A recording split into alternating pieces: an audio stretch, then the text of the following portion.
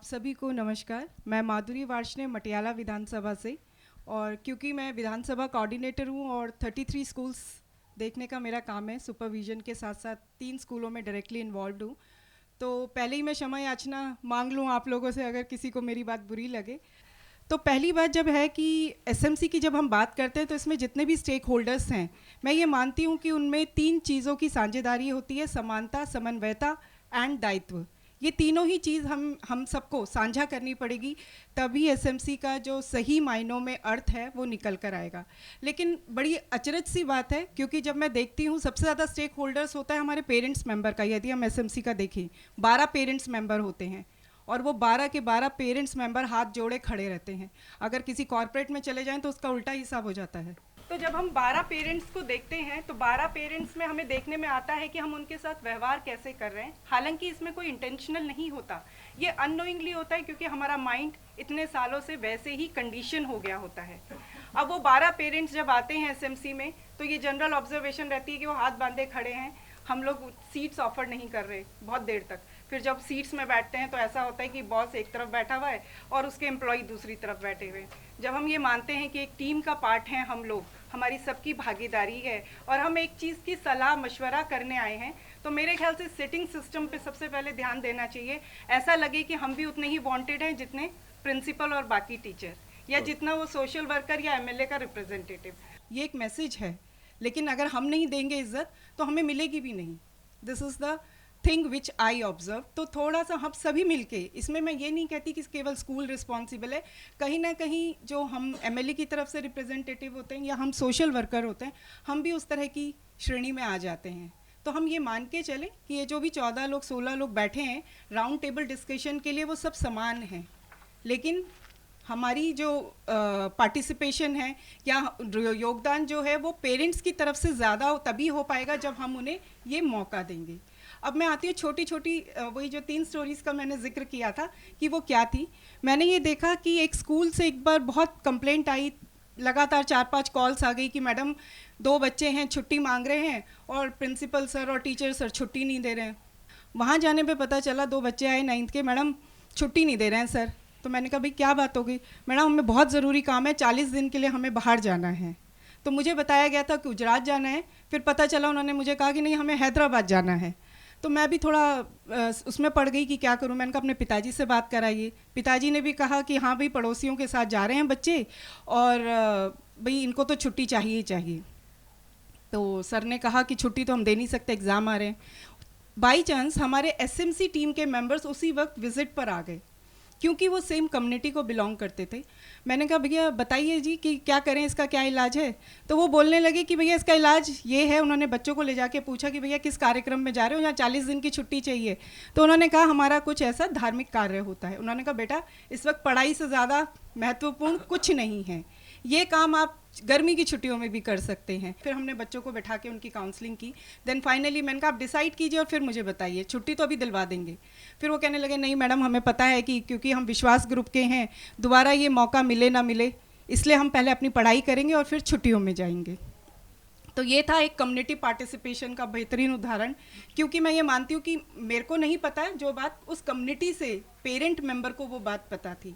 Second story में आता है ऐसा एक किस्सा जिसमें 2 ब्लाइंड गर्ल्स ने एडमिशन लिया था और बहुत दिक्कतें हुई। बच्चे हंस रहे थे, टीचर कोऑपरेटिव नहीं थे, क्योंकि उनके लिए एक स्पेशल ट्रीटमेंट की ज़रूरत होती है, स्पेशल एजुकेटर्स चाहिए होते हैं। तो कहीं ना कहीं वो हमारी रिस्ट्रिक्शंस हैं स्कूल के लेवल पे। तो डिसाइड ये किया गया कि इनको ब्लाइंड स्कूल भेज दिया जाए। लेकिन वहीं पे हमारी एक एसएमसी की एक पेरेंट मेंबर थी, उनकी बेटियां भी उसी स्कूल में पढ़ती हैं दोनों।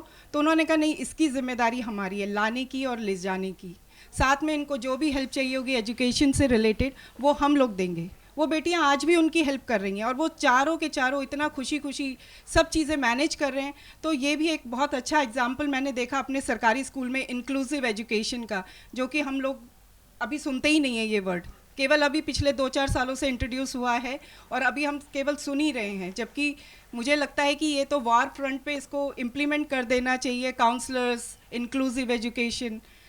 तो ये एसएमसी मेंबर अगर नहीं होते, ये इतने कोऑपरेटिव नहीं होते, तो शायद वो लड़कियां आज ब्लाइंड स्कूल में चली गई होती। तीसरी चीज़ ये है, तीसरी स्टोरी पे आती हूँ। हमारी एक और महिला है एसएमसी मेंबर की। देखिए, जब हम बच्चों को पढ़ा रहे हैं तो हम बच्चों को ही नहीं पढ़ा रहे कि हमारा काम ख़त्म है, हम एक पढ़ा लिखा समाज बना रहे हैं, उन्हीं के थ्रू बना रहे हैं, इसमें तो कोई किसी को शक नहीं है। तो कैसे हम सशक्तिकरण कर सकते हैं जब हमारे पेरेंट्स मेंबर, जो वो 12 पेरेंट्स मेंबर हैं, वो सशक्तिकरण की तरफ जाते हैं, समझते हैं, कम्युनिटी में और 10 लोगों को वो चीज़ें बताते हैं, एम्पावर करते हैं। और आज हमारी जो इस तरह की एसएमसी मेंबर्स हैं, ईडब्ल्यूएस एडमिशन में जो लोग बोल नहीं सकते थे, बेसिक लिख नहीं सकते थे, आज वो बच्चों के साथ, हम लोगों के साथ मिलके ईडब्ल्यूएस एडमिशन में पार्टिसिपेशन कर रहे हैं और अपने आसपास के बच्चों को वो 25% सीटों का हक दिला रहे हैं जो आज तक किसी को नहीं मिल रहा था या कम मिल रहा था। तो वो खुद कॉल करते हैं। देखिए, उनकी, जिन्होंने कभी ये नहीं सोचा था कि हम अपने हस्बैंड और परिवार के अलावा किसी और को प्रोफेशनली कॉल कर पाएंगे, उस कॉलिंग में पार्टिसिपेशन कर रहे हैं, उन्हें हेल्प कर रहे हैं। तो ये एक तरह से बहुत अच्छी शुरुआत है, बहुत अच्छी चीज़ें हैं। और इसमें मैं बिल्कुल बोलूँगी कि जितनी भी ऑर्गेनाइजेशन, चाहे वो सांझा हो, SCRT हो या और भी डिपार्टमेंट हो, मिनिस्ट्रीज़ हो, जो भी ऑर्गेनाइजेशन मिल के काम कर रही है, क्रिएट नेट है। क्योंकि देखिए, किसी भी एक चीज़ को पकड़ के आप सोचें कि डेवलपमेंट हो जाएगा, वो नहीं होता जब तक कि चारों तरफ से ना किया जाए। तो मैं क्रिएट नेट के बारे में, जब मुझे कुछ दिनों पहले पता चला कि प्रिंसिपल लेवल पे भी ट्रेनिंग चल रही है, टीचर लेवल पे भी ट्रेनिंग चल रही है, मेंटर टीचर्स हैं जिनके आने से बहुत फ़र्क पड़ा है। और इसमें मैं अपने एक मेंटर टीचर का जिक्र ज़रूर करना चाहूँगी, नाम नहीं बताऊँगी। जब पहली बार मैं उनसे मिली थी तो शी वॉज़ टू हार्श, मतलब लिटरली मुझे लगा था कि वो मुझे आज स्कूल से बाहर निकाल देंगी, तो मैं भी डर गई। लेकिन जब ट्रेनिंग के बाद मैं उनसे मिली, मतलब टोटली उनकी पर्सनालिटी चेंज थी। तो मैंने पूछा भी धीरे से मजाक में, मैम इनकी तबीयत ठीक है, ये इतने प्यार से बोल रही हैं, कुछ गड़बड़ तो नहीं है ना? तो इस लेवल का चेंज आया है, हम में तो आया ही है, साथ में प्रिंसिपल, टीचर्स, बच्चे, पेरेंट्स और हम सबकी भागीदारी होने की वजह से हमें ये प्रयास निरंतर करना पड़ेगा। और एक लास्ट सजेशन, छोटा सा, मैं टाइम नहीं लूँगी ज़्यादा। ये मैं एक बुक लाई थी, जब किसी को मुझे पता चला कि मैं एजुकेशन सिस्टम से जुड़ी हुई हूँ तो उन्होंने मुझे ये बुक तोतो चैन पढ़ने के लिए कहा, और इसका हिंदी अनुवाद कुशवाहा जी ने किया है। बेहतरीन, एक बच्चे के पॉइंट ऑफ व्यू से स्कूल की क्या परिकल्पना होनी चाहिए, ये आप ज़रूर पढ़िएगा। मैं तो पढ़ के मैं तो बहुत बार रो पड़ी हूँ। तो अगर इसमें से कुछ भी चीज़ें, 10% तो मैं बहुत ज़्यादा हो जाएगा, अगर 5% भी चीज़ें हम इम्प्लीमेंट कर पाए तो हमारे स्कूल का सिस्टम टोटली चेंज हो जाएगा। वो सिस्टम फिर हम लाने में कामयाब हो जाएंगे जो हमने अपने टाइम पे अपने स्कूलों में देखा था। Thank you everyone.